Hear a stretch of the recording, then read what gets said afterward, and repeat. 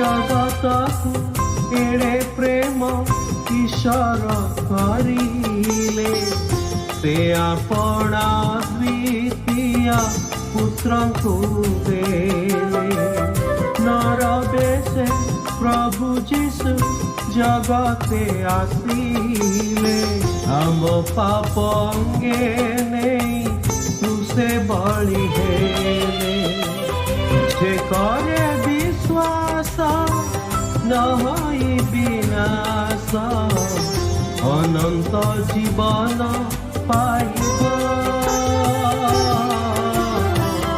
बंधु एक कथा विवेचना।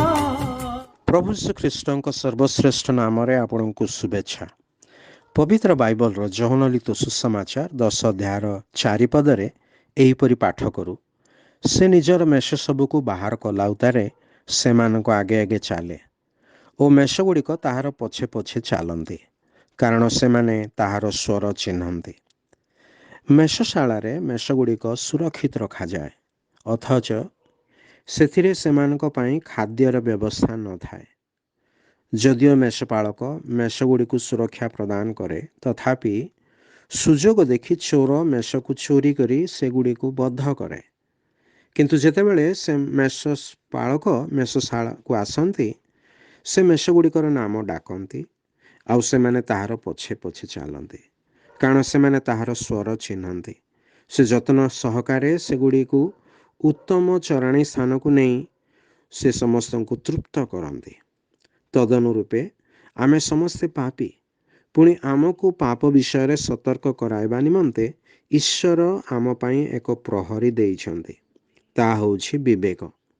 ताहा आमको पाप चिन्हिबा को साहाय्य करे तथापि ए विवेक आमको पापर दंड किंबा यार प्रभावरु आमको मुक्त करि पारे नाही। प्रभु श्रीकृष्ण जगत को आसी आमर पापर दंड बहन करी समस्त मानव जाति निमंते मृत्यु भोग कले। यार आधार रे से आज प्रत्येक को आपना निकट को डाकती जो माने ताहांको स्वर शुणी ताहांको विश्वास रे ग्रहण करते से माने परित्राण प्राप्त हेबे। ईश्वर से मानंकु पापर बंधन रक्षा करी से मानंक जीवन रे तृप्ति प्रदान करते। मोर प्रार्थना है जे आपण सही मेष पालकंकर स्वर शुणी ताहांक ठारू परित्राण प्राप्त हुअन्तु आउ एपरि करबा निमंते ईश्वर आपणको साहाय्य करन्तु। धन्यवाद।